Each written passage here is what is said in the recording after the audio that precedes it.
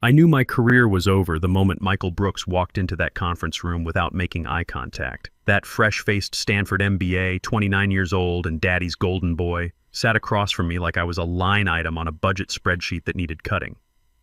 The name's Tom Caldwell, by the way, 57 years old, and I'd just spent the last 32 years at Cybercore Defense Systems building the encryption architecture that kept our military communications secure. Michael smelled like expensive cologne and desperation.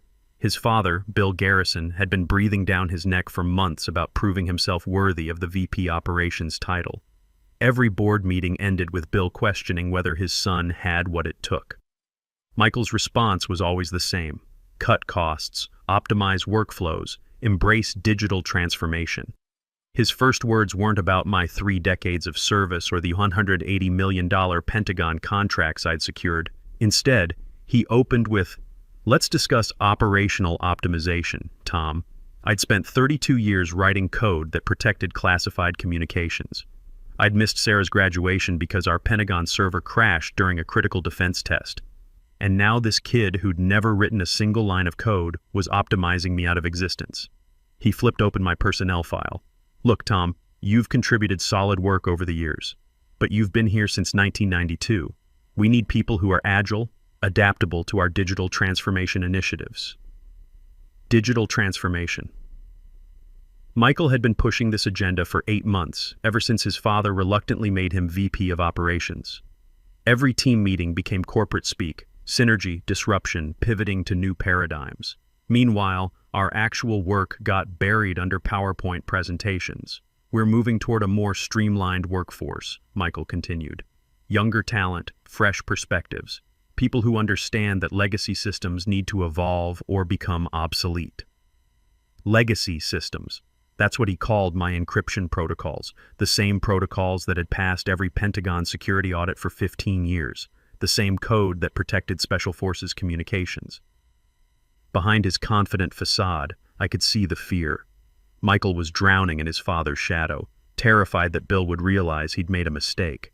The kid was firing anyone over 45, not because it made business sense, but because he needed to show Daddy he could make tough decisions. I looked at the team photo on my desk. Half those engineers I'd hired and trained myself. I remembered staying up all night with them during system failures, running on coffee and determination. Now Michael was replacing veterans with recent graduates who worked for half the salary. "If you're not comfortable with our new direction," Michael said with that shark smile, "the transition package is quite generous." Transition package. Corporate speak for "here's some money, now disappear quietly." I felt that familiar calm settle over me. The same feeling I'd had in the Navy when clear thinking became the difference between mission success and failure. I closed my laptop without a word, tucked the termination folder under my arm, and stood up. "Tom?" Michael's voice carried uncertainty. Maybe he expected me to beg, to grovel like Jerry Martinez had done last month before they escorted him out anyway. I didn't say anything. Just walked out past my team, past the glass-walled offices full of people pretending not to notice. Nobody said a word. That kind of silence has weight. But here's what people like Michael don't understand. Sometimes silence is strategy. I didn't go straight home. Instead, I drove to Murphy's Diner, where I'd been eating lunch for 20 years. Carol poured coffee without being asked. She'd served me through promotions, through my divorce, through Sarah's medical school acceptance. She knew something was wrong. I sat there nursing black coffee, not angry, not panicked, just thinking. My lower back was starting to seize up from stress. 32 years of hunching over keyboards had left me with chronic pain. Cybercore had been my whole adult life. I'd joined when we were a scrappy 30-person operation in Virginia, back when defense contractors were run by ex-military guys who understood the mission. Bill Garrison had been different then, focused, principled. I'd watched us grow into a 2,000-employee operation with a $180 million Pentagon contract. All of it, the core infrastructure, the encryption protocols, the security architecture, had my fingerprints embedded in the foundation. I lived that code. It was in my head, built through years of impossible deadlines. The financial reality hit me. The divorce settlement 3 years ago left me with the house but also the mortgage. 8 more years at $3,200 per month. Sarah's medical school tuition ran $80,000 a year, 3 years left. My 401k was tied up in CyberCore stock, down 60% since Michael's optimization. At 57, finding another job in tech wasn't going to be easy. Every interview would end the same way. You're qualified, Tom, but we're looking for someone more flexible. Corporate speak for you're too old. I paid Carol and walked to my car. Time to go home safely and figure out my next move. Rex, my chocolate lab, would be waiting. The drive home gave me time to think clearly. Michael assumed I'd just fade away quietly, become another casualty of corporate restructuring. He figured I'd go gentle into that good night. He figured completely wrong. Home smelled like dog food and old leather. Rex looked up from his bed, tail wagging but cautious. Dogs know when something fundamental has shifted. I set the termination papers on my kitchen table, poured 3 fingers of bourbon, and opened a drawer I hadn't touched in years. Buried beneath tax returns was a slim manila envelope. Inside was something I'd almost forgotten. The original provisional patent application, my name at the top, not CyberCore's. Mine. Filed in March 2008 during one of the company's chaotic reorganizations when legal was focused on staying solvent. My old Navy buddy Tony Walsh had pulled me aside at a bar that spring. Tom, he'd said, file it under your name first. You can always assign it later when things stabilize. They never stabilized. They just got greedy. CyberCore had been licensing my core encryption framework for 16 years. Temporary licensing agreements with one specific clause buried in the legal text. In the event of involuntary termination without cause, reversion of rights shall trigger automatically within 14 days of formal notice. 14 days, 2 weeks to get my ducks in a row. Signed, stamped, filed with the USPTO in 2008. Nobody at CyberCore ever followed up because nobody thought I'd ever leave. I was the foundation guy, the reliable workhorse. Bill Garrison had trusted me implicitly. His son Michael saw me as dead weight. Guess what, kid? You just activated something you don't understand. My phone had been buzzing all evening. Text messages from coworkers. Sorry to hear, Tom. Keep in touch. Can't believe they let you go. The kind of messages people send when they're scared they might be next. I didn't answer any of them. They'd all stood there and watched it happen like spectators at a car accident. Not one person had spoken up when Michael handed me that folder. The stress was getting to me physically. My lower back had locked up completely during the drive home. I'd popped 800 milliliters of ibuprofen just to walk from garage to kitchen. 32 years of computer work takes a toll. Around 11 p.m., my phone rang. Sarah. My daughter always had uncanny timing. Dad, I saw something on your LinkedIn. It says you're no longer with CyberCore? I explained it simply. Her response was exactly what I expected from a practical 25-year-old medical student. Dad, forget them. You've got enough saved up, right? And I can take a gap year, maybe defer medical school. The debt load is getting insane anyway. Absolutely not. The words came out harder than I intended. You're not putting your life on hold because some corporate brat doesn't understand what he's dealing with. But the tuition costs, Dad, $80,000 a year. I know the divorce settlement wasn't easy financially. Don't worry about the tuition, sweetheart. Trust me on this one. I've got a plan. You always say that. But seriously, I could get loans. Sarah. I kept my voice calm but firm.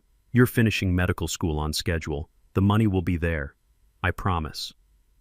After I hung up, I sat in my kitchen for a long time. The bourbon helped with back pain and helped clarify what needed to happen. Michael had made this personal when he threatened my ability to support Sarah's future. I opened my laptop and started typing. Not an angry email, not a legal threat, just a simple message to CyberCore's legal department with copies to Bill Garrison and the board. Subject line, patent reversion notice. 14. Day timeline. Please be advised that pursuant to patent number 99,847-321 filed March 15, 2008, the automatic reversion clause has been triggered due to involuntary termination without cause. Effective March 28, 2024, all rights to the core encryption protocols will revert to the original patent holder. CyberCore has 14 days to respond with licensing terms. Failure to respond will result in immediate cessation of usage rights. This is formal legal notice as required by the original agreement. I signed it simply. Thomas J. Caldwell, patent holder. Send. No turning back now. In 2 weeks, Cybercore would either negotiate with me as an equal or explain to Pentagon clients why their flagship security system had disappeared overnight. The response came at 6:43 a.m. the next morning. Bill Garrison himself. Tom, we need to talk. This can't be right. Call me immediately. Bill. I didn't call him immediately. I let him sweat while I took Rex for a walk, made breakfast, and considered my position. Around 10 a.m. I called back. Bill, Tom, what the hell is going on? Legal is telling me we never formalized the IP transfer for your encryption core. That can't be right. It's right, Bill. We talked about it in 2008. You said it would get sorted out once the Series C funding came through. Then the merger talks started, priorities shifted, and it never happened. I could hear him breathing slower now, processing the implications. Tom, that encryption system is the backbone of everything we do. The Pentagon contract, the Navy communications upgrade, everything runs on your protocols. I know, you can't just pull the rug out from under us. I'm not pulling anything, Bill. I'm offering to license it properly. For the first time in 16 years. A long pause. What do you want? That was the question I'd been waiting for. What do I want? I repeated Bill's question, letting it hang in the air. I want what should have happened 16 years ago. Fair compensation for my intellectual property. Tom, be reasonable here. We can work something out. What are we talking about? A consulting contract? We're talking about a licensing agreement, Bill. A real one this time. I could hear him shifting, probably looking out his corner office window, trying to figure out how much this would cost. Okay, what kind of numbers? I'd spent the morning doing research. Patent licensing and defense typically ran 3-8% of revenue for core technologies. Cybercore's encryption systems generated about $120 million annually, $25 million upfront payment to cover 16 years of unlicensed use, then 15% ongoing royalties on revenue generated by systems using my protocols. Silence. Long silence. Tom, that's a significant sum. It's fair market value, Bill, less than what you'd pay for equivalent technology acquisition. And there's one more thing. What's that? Michael's immediate resignation from any technical role. He can stay in some ceremonial capacity if Daddy needs to save face, but he doesn't touch anything that matters. Now you're talking about my son. I'm talking about the incompetent MBA who fired the architect of your core technology without understanding what he was destroying. Your son, Bill, is a liability. Another long pause.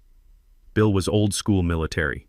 He understood mission came first, even before family. But he was also a father. I need time to discuss this with the board. You have 12 days left. After that, the licensing offer expires, and you negotiate with my attorney. Who's your attorney? Tony Walsh. You remember Tony. Bill definitely remembered Tony. Tony Walsh had a reputation in D.C. for being the kind of IP attorney who could tie up core technology in federal court for years. Tony specialized in defense contractors. Tom, this seems excessive. We've worked together for 3 decades. And in 3 decades, Bill, your company never offered me proper compensation for building the foundation of your business model. I was loyal to you. Yesterday, your son treated me like office furniture. That hit home. I could hear it in his breathing. Give me 48 hours. I'll talk to the board. 48 hours, Bill. Then I want an answer. I hung up and immediately called Tony Walsh. We hadn't spoken in 2 years, but IP attorneys never forget a good patent case. Tom Caldwell. I was wondering when you'd call. You heard about Cybercore? Word travels fast, especially when it involves a $180 million Pentagon contractor realizing they don't own their core technology. How can I help? I explained the situation. Tony listened without interrupting, occasionally making lawyer noises that meant he was calculating settlement figures. This is beautiful, Tom. A textbook case of corporate negligence. They've been using your IP for 16 years without proper licensing. We're talking damages in tens of millions, plus ongoing royalties. I don't want to destroy them, Tony. I want fair compensation. You'll get fair compensation, plus interest. But first, let's talk about your leverage. Tony explained that Cybercore was in an impossible position. They had a major demo with Pentagon officials in 10 days. a presentation that would determine renewal of their primary defense contract. They can't afford to call your bluff, Tom. They'll pay whatever you ask rather than risk losing that Pentagon contract. What about the technical side? Can they reverse engineer my protocols? In 10 days? Not a chance. Your encryption framework is 16 years of work. Even if they had source code, it would take months to rebuild. They can't. I trained most of their senior engineers, and Michael fired half of them. Perfect. So they're dependent on you, they have a hard deadline, and their backs are against the wall. The next morning, I woke up to 47 missed calls. Word had gotten out. Someone at Cybercore had leaked the patent situation to the defense contractor community. My phone was ringing before I'd finished coffee. Raytheon, Lockheed Martin, Northrop Grumman. Every major defense contractor wanted to know if I was available for consulting work. The irony wasn't lost on me. After 32 years of being treated like a replaceable cog, I was suddenly the most sought-after cybersecurity architect in the defense industry. But the call that mattered came at 2:30 p.m. Bill Garrison. Tom, we need to meet. What's the board's decision? The board is concerned. Michael presented his side yesterday, claims you're trying to extort the company, that your departure was performance-related. I felt my jaw tighten. And what do you think? I think my son is in over his head, and you're the only person who can save this company. Can you come tomorrow morning? 9 a.m.? I'll be there. But Tony comes with me. Fair enough. Tom? Yeah? I'm sorry about Michael, about how this went down. You deserved much better treatment. It was the first apology from anyone at Cybercore. It didn't change the numbers, but it meant something. The meeting was scheduled for tomorrow. In 18 hours, I'd be sitting across from the Cybercore board, not as Tom from engineering, but as the patent holder controlling their future. Michael had wanted to optimize me out of existence. Instead, he'd made me the most important person in the room. Sometimes the system works right. The Cybercore boardroom had changed since I'd last been inside. Gone were the military photos and Pentagon awards. In their place hung corporate art and motivational posters about synergy. Michael's influence was everywhere. I walked in at 9 a.m. with Tony Walsh. The board was seated, 5 men and 2 women I recognized from company events. Bill Garrison sat at the head, looking older than I remembered. Michael sat to his right in an expensive navy suit. Tom, Bill stood up, extending his hand. Thank you for coming. I shook his hand, then took the seat Tony indicated, directly across from Michael. Tony sat beside me and opened his briefcase.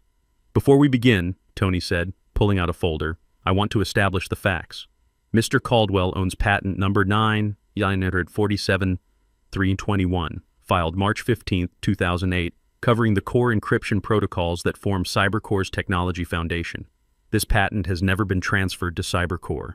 For 16 years, this company has been using Mr. Caldwell's intellectual property without proper licensing. Patricia Wells, a board member, raised her hand. Surely this is a clerical error. Your legal department, Tony interrupted, was too busy with funding rounds to properly document IP transfers. Cybercore has been operating on borrowed technology. Michael shifted in his chair. This is legacy thinking that's holding us back. We can rebuild these systems. In how much time? Tony asked. 6 months, maybe less. You have 8 days until your Pentagon demonstration that determines whether you keep your $180 million contract. The silence was deafening. Without the demo, Cybercore would lose its primary revenue. Without my encryption protocols, there could be no demo. Bill cleared his throat. Tom, what exactly are you proposing? What I should have gotten 16 years ago. Fair compensation for building the technology that made this company successful. And what does that look like? $25 million upfront payment for 16 years of unlicensed use. 15% ongoing royalties on revenue generated by my protocols, a seat on the board with voting privileges, and Michael's immediate removal from any technical decision-making role. Michael shot to his feet. This is extortion. Dad, you can't seriously be considering... Sit down, Michael. Bill's voice carried command authority. Mr. Walsh, what happens if we refuse these terms? Tony smiled coldly. Mr. Caldwell's patent rights revert in 6 days. Any continued use becomes willful patent infringement. We file an emergency injunction in federal court. Your Pentagon demo gets canceled. Your primary contract gets terminated, and we sue for damages that could reach $200 million. You'd destroy the company, Patricia Wells said. No, I replied calmly. Michael destroyed the company when he fired the architect of its core technology without understanding what he was losing. I'm offering to save it.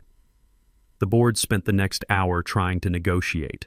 They offered consulting contracts, equity positions, reduced royalties. Tony shot down each proposal. Finally, Bill called for a recess. The board filed out, leaving just him, Michael, Tony, and me. Dad, Michael pleaded, we can't let legacy employees hold the company hostage. Michael. Bill's voice was quiet but sharp. Do you understand what you've done? I optimized our workforce. You fired the one person who could destroy this company. Bill turned to me. Tom, is there any way we can work this out without Michael's resignation? I looked at Michael, still radiating arrogant confidence. Bill, your son called my life's work legacy spaghetti code. He told the Pentagon my encryption protocols needed replacing. He fired half my engineering team and tried to replace them with recent graduates. Those were sound business decisions. Shut up, Michael. The words came out hard. You want to know what sound business looks like? It looks like keeping the guy who built your core technology happy. Bill was quiet for a long time. When he spoke, his voice sounded tired. If I agree to your terms, can we move forward? The team I'd want to work with, yes. The trust Michael destroyed will take time. But the technology, contracts, Pentagon relationship, all can be salvaged. Another pause. Michael, I'm sorry, but it's time for you to explore other opportunities. Dad, you can't be serious. What you've done, Bill said quietly, is nearly destroy it. 3 hours later, I walked out with a signed agreement. $25 million up front, 15% ongoing royalties, and a board seat. Michael's resignation was effective immediately. I was being rehired as CTO with full authority and an equity package securing retirement. The first call I made was to Sarah. Medical school is paid for, sweetheart, all of it. Really? Oh my God, Dad, that's amazing. Your old man still has a few cards left to play. That evening, I sat on my back deck with Rex and good bourbon. My phone had been ringing all day. Former colleagues, defense contractors, reporters asking about the patent dispute that rocked the defense industry. Tomorrow I'd go back to CyberCore, not as Tom from engineering, but as Thomas J. Caldwell, CTO and board member. I'd start rebuilding the team Michael destroyed and ensuring the company my life's work built would survive. Some people called it revenge. I called it justice. Because when you spend 32 years building something, you don't let some kid with an MBA tear it down to prove a point. Sometimes the old guys really know what they're doing.